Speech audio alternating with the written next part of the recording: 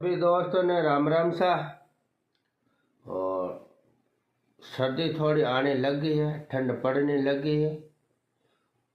बुजुर्ग लोग रिपोर्ट यार एक ही कहना क्या तो ही आओ तो लागे करें क्या जाओ तो तुम आवती ठंड है, आवती ठंड लाग जाला।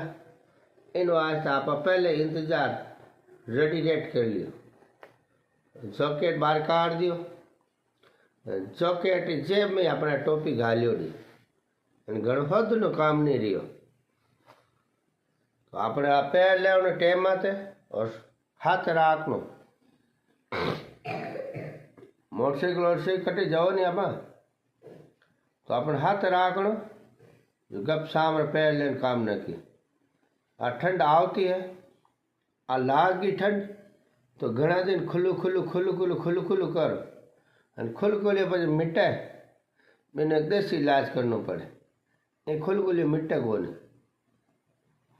जय राम जी दोस्त।